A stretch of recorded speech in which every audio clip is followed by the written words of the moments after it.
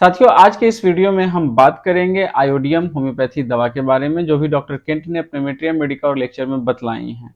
Video start करने से पहले आपसे रिक्वेस्ट है कि अगर चैनल को आपने सब्सक्राइब नहीं किया है तो चैनल को सब्सक्राइब कीजिए। कुछ पूछने बतलाने जैसा लगे तो कमेंट कीजिए और अपने सभी साथियों के साथ शेयर जरूर कीजिए, और वीडियो अच्छी लगे तो लाइक करना मत भूलिए।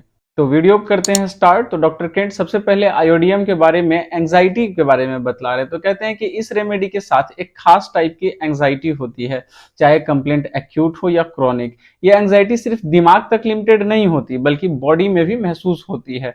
ऐसा लगता है जैसे ये एंजाइटी वाली कंडीशन के साथ एक कपकपी सी होती है, एक सेंसेशन जो पूरे शरीर में दौड़ती है। ये तब तक रहती है जब तक पेशेंट थोड़ा मोशन करके अपना पोजीशन या मूवमेंट चेंज नहीं करता। और खास बात यह है कि यह एंजाइटी तब तक आती है जब तक पेशेंट शांत रहने की कोशिश करता है। जितना ज्यादा वो स्टिल यानी कि स्थिर रहने की कोशिश करता है, उतनी ही ज्यादा एंजाइटी बढ़ती है। स्थिर रहने की कोशिश करने के दौरान पेशेंट पर अलग अलग इंपल्सेस आ जाते हैं, जैसे चीजें तोड़ तोड़ देने का मन करता है, खुदकुशी कर लेने का इंपल्स आता है, किसी को मार देने का इंपल्स आता है, एक वायलेंट तरह की फीलिंग आती है। वो शांत रह ही नहीं सकता, इसीलिए दिन रात चलते रहता है। ये फीचर इसी रेमेडी के थ्रू आयोडाइड ऑफ पोटेशियम यानी कि काली आयोड जिसे हम कहते हैं वहां तक चला जाता है, यानी कि काली आयोड के सिम्टम्स तक चला जाता है, जिसमें कि पेशेंट कंटिन्यूअसली वॉक करता है। पर दोनों में एक फर्क है। काली आयोड का पेशेंट लंबे डिस्टेंस तक वॉक कर सकता है बिना थके, और वॉकिंग से उसकी एंजाइटी कम होती है। जबकि आयोडियम का पेशेंट 2-4 कदम ही चलने से, मतलब थोड़ा सा ही अगर वो चलता है तो काफी थक जाता है, उसमें बहुत ज्यादा एग्जॉशन होती है, एकदम थकान फील करता है। थोड़ा भी एक्सर्शन करे तो बिल्कुल एकदम पसीने से भीग जाता है। तो इस तरह से आप काली आयोड और आयोडियम को डिफ्रेंशिएट कर सकते हैं। उसके बाद आते हैं इसके मेंटल स्टेट पे। तो कहते हैं मेंटल स्टेट के बारे में कि आयोडियम उन केसेस में काम करता है जहां ऐसा महसूस होता है जैसे कुछ भयानक होने वाला है, दिमाग बिल्कुल हार मानने की कंडीशन में होता है, इंसैनिटी यानी पागलपन का खतरा होता है, या फिर ऐसे सीरियस डिजीज थ्रेटन कर रहे होते हैं जैसे सप्रेस्ड मलेरिया के एडवांस स्टेजेस में, पुराने चिल्स वाले केसेस में, पुराने ठंडे लगने वाले केसेस में, या जब थाइसिस यानी कि टीबी की कंडीशन होती है, स्पेशली जब वो एब्डोमेन से रिलेटेड हो। वहीं आयोडियम में एक बहुत इंपॉर्टेंट कैटेगरी है हाइपरट्रॉफी यानी कि ग्लैंड्स का बढ़ना। तो इसको समझते हैं तो कहते हैं कि हाइपरट्रॉफी यानी कि किसी चीज का एबनॉर्मल बड़ा हो जाना, ये आयोडीन से बनी इस रेमेडी में हर जगह मिलता है। लीवर बड़ा हो जाता है, स्प्लीन बड़ा हो जाता है, ovaries, testis, lymphatic gland, cervical gland, सब ग्लैंड्स बड़े हो जाते हैं। बस मेमरी ग्लैंड्स जो है वो छोटी हो जाती हैं।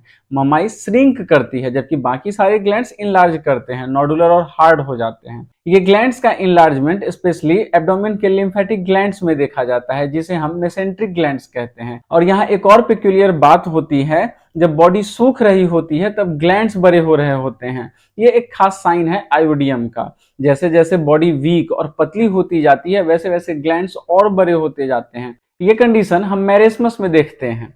बच्चे का मसल श्रिंक हो जाता है, स्किन रिंकल्ड हो जाती है, जैसे झुर्रियां पड़ गई हो, चेहरा एक छोटी उम्र के बूढ़े जैसा लगता है, मतलब बच्चा तो कम उम्र का है लेकिन स्किन जो है उसका झुर्रियों की वजह से बूढ़े जैसा दिखने लगता है। लेकिन आर्मपिट्स, ग्रोइन और पेट के नीचे के ग्लैंड्स बड़े और हार्ड होते हैं। मेसेंट्रिक ग्लैंड्स को हाथ लगा के फील किया जा सकता है, जैसे नॉट्स, गांठें हो गई हो उस तरह से। अब कहते हैं क्रॉनिक मलेरिया के केसेस। तो कहते हैं कि ये सेम कंडीशन उन पेशेंट्स में भी मिलती है जिनको क्रॉनिक मलेरिया हो और जिनके ऊपर एलोपैथिक मेडिसिन जैसे क्विनाइन और आर्सेनिक काफी टाइम तक यूज की गई हो, लेकिन ठंड लगना तब भी जारी रहता है। अब साथियों, यहाँ जैसे क्विनाइन और आर्सेनिक कर रहे हैं तो ये रॉ फॉर्म में, एलोपैथिक फॉर्म में यूज करने की बात कर रहे हैं, ना कि होम्योपैथिक पोटेंसी की।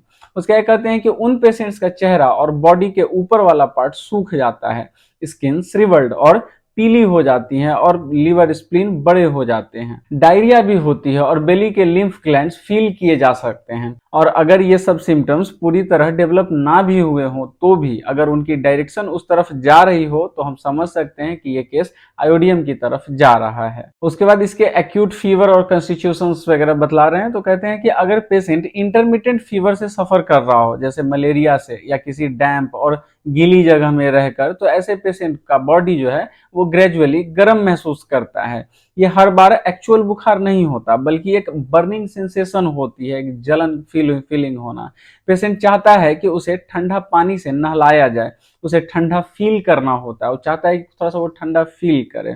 उसे गर्म रूम में सफोकेशन होती है, कफ होता है और गर्मी पसंद नहीं आती, जल्दी पसीना आता है और स्लाइट एक्सर्शन से ही थक जाता है। आयोडियम का ये कंस्टिट्यूशन ऐसे एक्यूट कंप्लेंट्स में भी दिखाई देता है, जैसे म्यूकस मेम्ब्रेन्स की इन्फ्लामेशन या फिर gastritis, liver inflammation, spleen inflammation, diarrhoea, croup खांसी और थ्रोट इन्फेक्शन। उसके बाद थ्रोट और डिफ्थीरिया बतला रहे हैं, तो कहते हैं कि थ्रोट लाल, यानी कि आपका जो गला है वो लाल और सॉलिन हो जाता है, उस पर व्हाइट स्पॉट्स भी आ जाते हैं। ये इन्फेक्शन लैरिंग्स तक जा सकता है, कभी कभी थ्रोट पर ऐसे डिपॉजिट होता है जो बिल्कुल डिफ्थीरिया के जैसे लगता है। आयोडियम ने डिफ्थीरिया के ऐसे केसेस में भी क्योर किया है जब डिफ्थीरिया जैसे एक्सुडेशन कहते हैं साथियों, रसस्राव जो होता है, तो कहते हैं कि इसके जैसे डिफ्थीरिया जैसे एक्सुडेशन जो है वो स्टूल में भी था।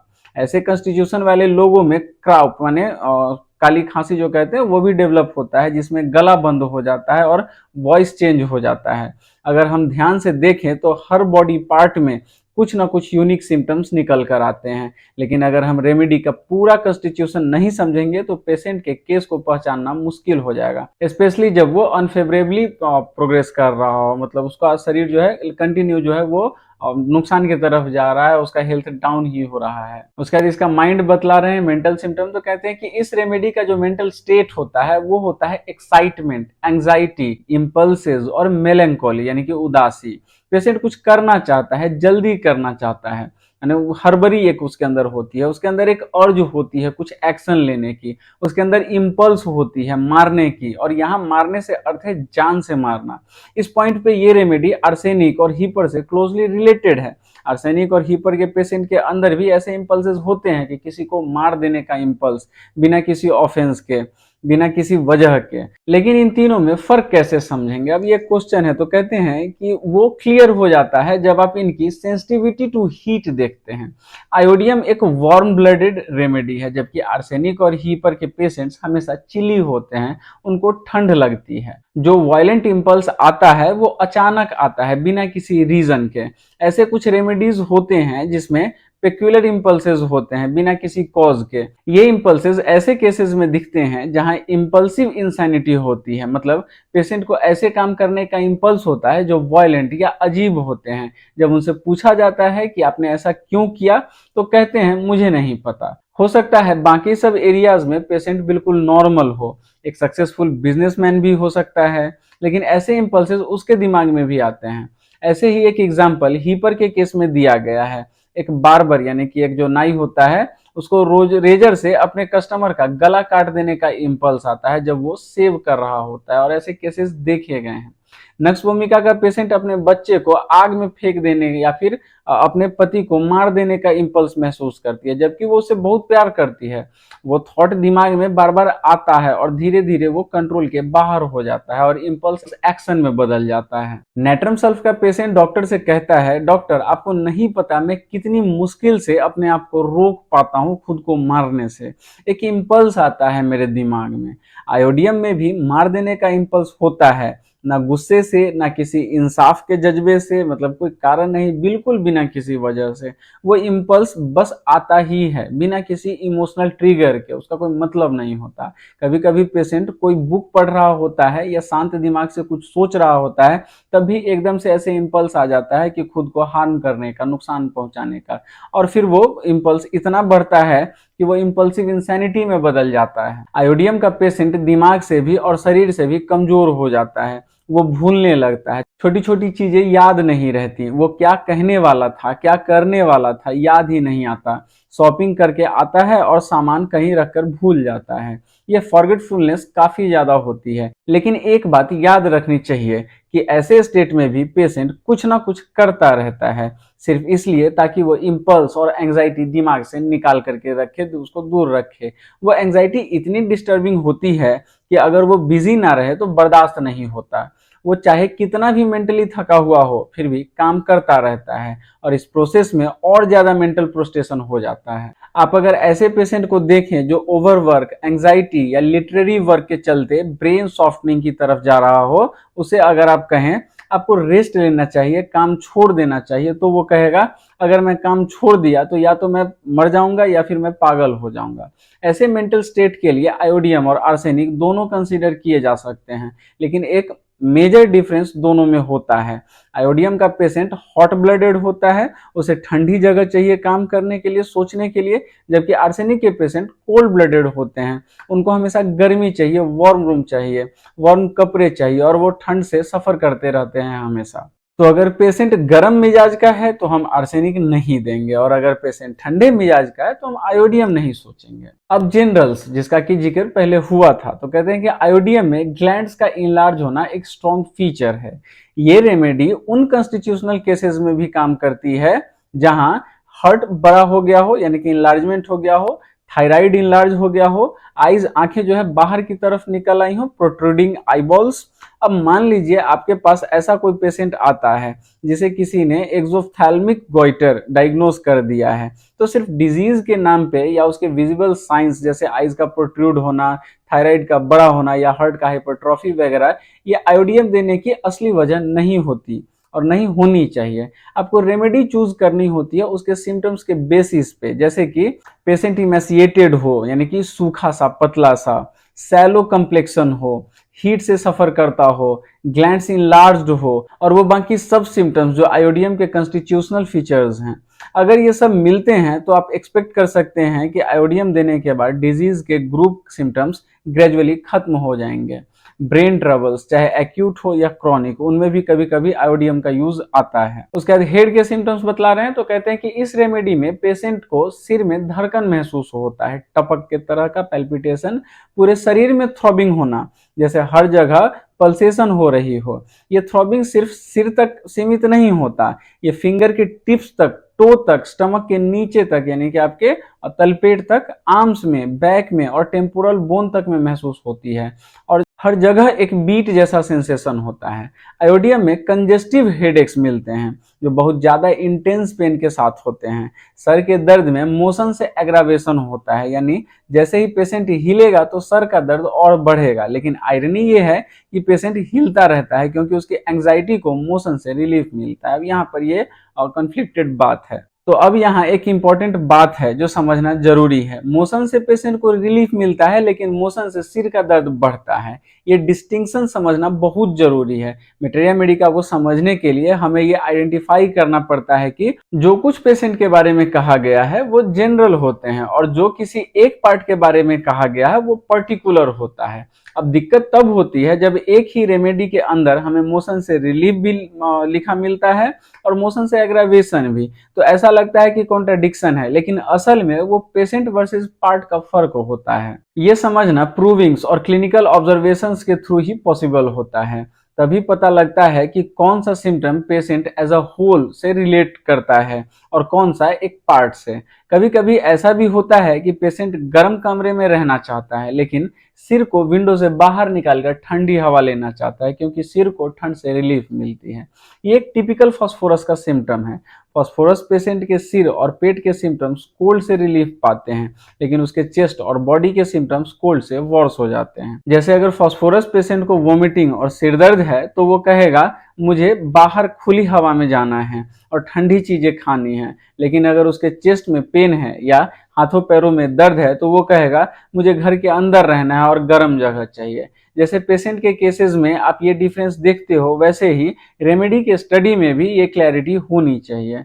हमें ये डिस्क्रिमिनेशन सीखना पड़ता है, तभी हम रेमेडी के ट्रू नेचर को समझ पाएंगे। उसके बाद आंखों के सिम्टम्स बतला रहे हैं, तो कहते हैं कि जैसा कि आप एक्सपेक्ट करोगे, आयोडियम के पेशेंट में जो पूरी तरह से डेबिलेटेड कॉन्स्टिट्यूशन का होता है उसमें हर तरह का आंखों का प्रॉब्लम देखने को मिलता है, जैसे कि स्क्रोफुलस एफेक्शन ऑफ द आईज, यानी कि आंखों में क्रॉनिक इन्फेक्शन, कॉर्निया का अल्सर्स हो जाना, कैटरल ट्रबल्स यानी आंखों से चिपचिपी डिस्चार्ज आना, लिड्स के छोटे ग्लैंड्स का इनलार्ज हो जाना। ये सब सारे सिम्टम्स आते हैं उस कॉन्स्टिट्यूशन के साथ जहां पे पेशेंट बहुत ज्यादा पतला हो गया हो और जिसका कॉम्प्लेक्शन पीला हो गया हो। इसके अलावा पेशेंट को ऑप्टिकल इल्यूजन्स भी होते हैं, वो चीजें ब्राइट कलर्स में देख सकता है जो एक्चुअली वहां नहीं होते, मतलब उसको क्लियरली विजिबल है लेकिन वो चीज वहां पे है नहीं। आयोडियम में एक और खास बात मिलती है, वो है ओडिमेटस स्टेट, यानी कि सूजन वाली कंडीशन।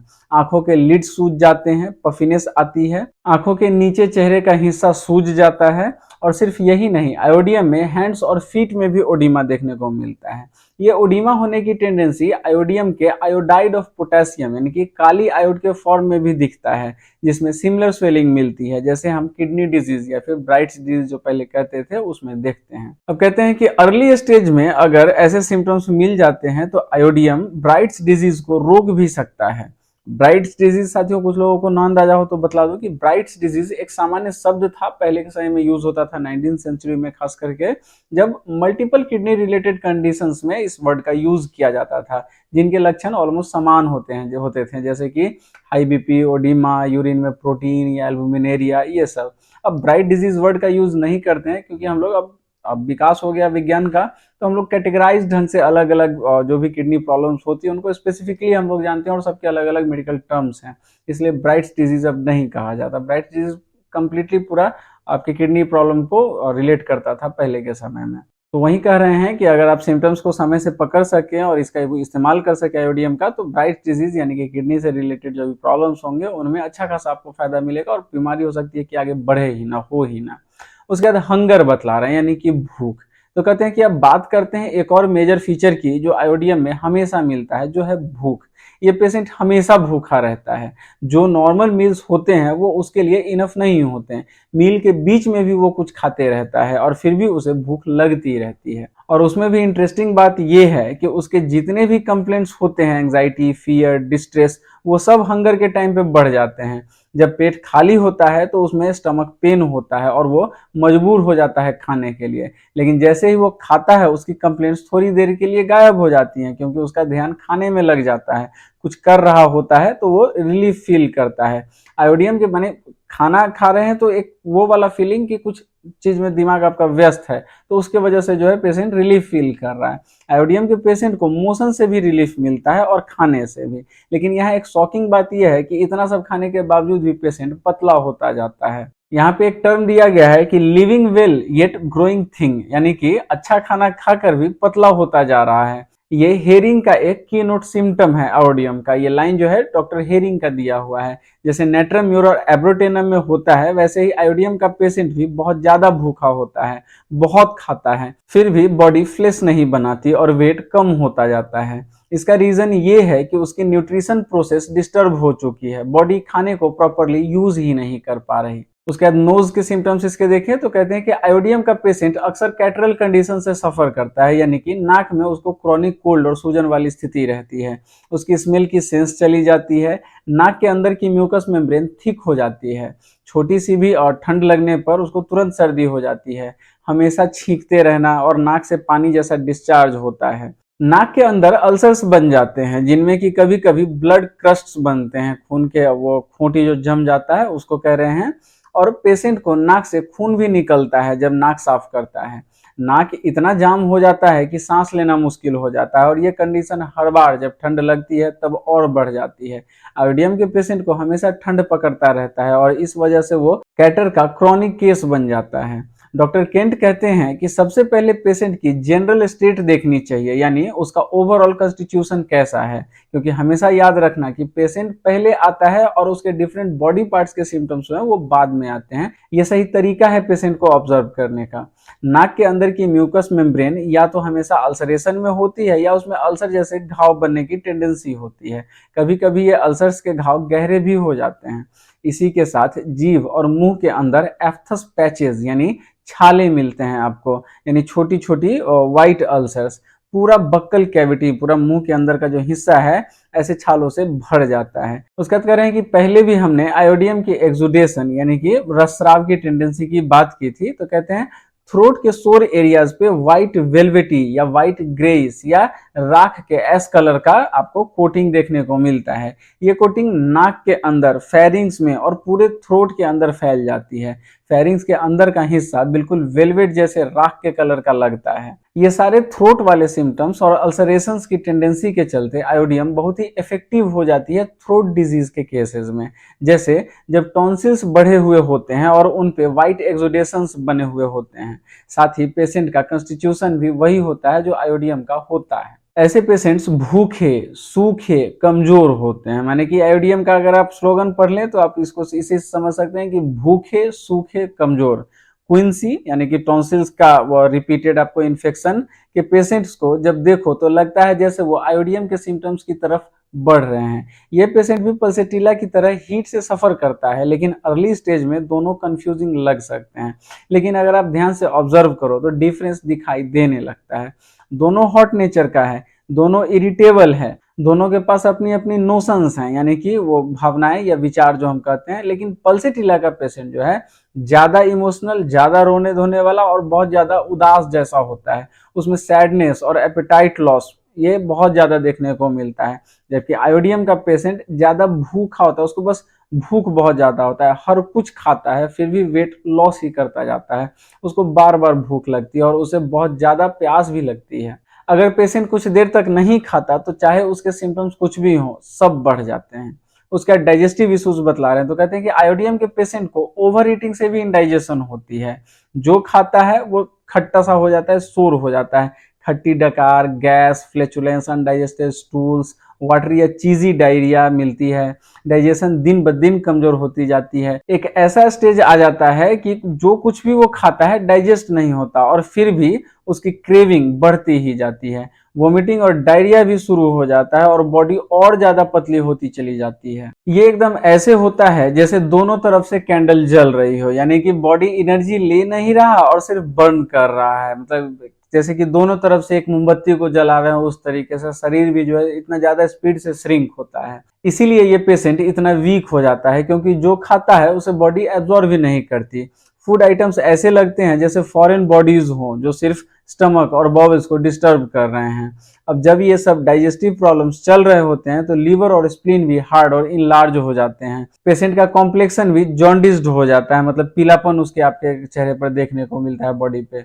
स्टूल भी एबनॉर्मल होती है, हार्ड, लंपी और वाइट यानी कि क्ले कलर्ड का आपको स्टूल दिखता है। कभी कभी सॉफ्ट और पपी भी हो सकता है।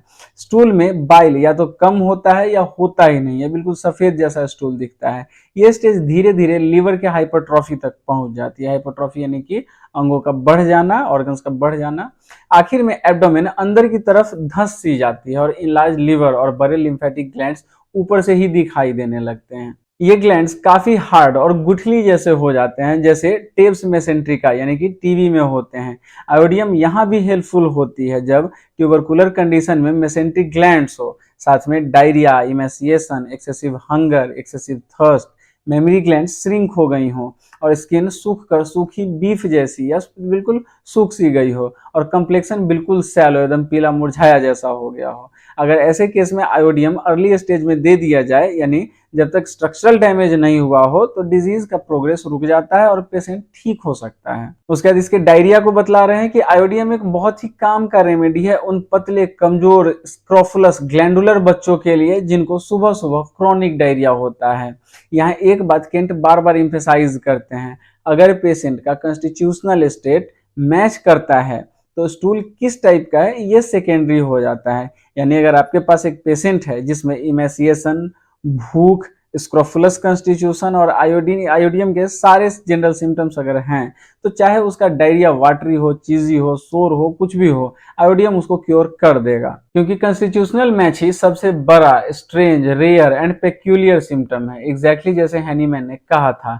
लेकिन अगर कोई एक्यूट डायरिया है और बाकी कोई सिम्टम्स नहीं है, सिर्फ एक हेल्दी आदमी को एकदम से डायरिया हो गया है, तो फिर आपको स्टूल के डिटेल्स पे फोकस करना होगा। तब स्टूल के लिए feature he strange and peculiar बन जाता है। ये डिफरेंस है आपके पेशेंट में और पेशेंट के पार्ट के सिम्टम्स में, और उसके हिसाब से भी आपको फोकस करके चलना पड़ता है। उसके बाद यूरिन और मेल सेक्सुअल ऑर्गन्स बतला रहे हैं, तो कहते हैं कि आयोडियम ओल्ड पीपल के इनकंटिनेंस ऑफ यूरिन, यानी कि आपके यूरिनेशन पर जो कंट्रोल नहीं रह जाता उसमें भी यूजफुल है। मेल पेशेंट्स में जब उनका ओवरऑल कंस्टिट्यूशन आयोडियम का हो तब, यानी कि टेस्टिस छोटे पड़ गए हो, ब्रिंडल्ड हो गए हो, इम्पोटेंसी हो, सपने के साथ सीमेन का फ्लो हो जाता हो, नाइट एमिशन स्वप्न दोष जो कहते हैं, सेक्सुअल डिजायर्स चली गई हो या इरिटेशन हो, कभी कभी सेक्सुअल सिस्टम ओवर एक्टिव हो जाता है या फिर टेस्टिस हार्ड और बड़े हो जाते हैं, जैसे बाकी ग्लैंड्स आयोडियम में हाइपरट्रॉफिड यानी कि बढ़े हुए होते हैं।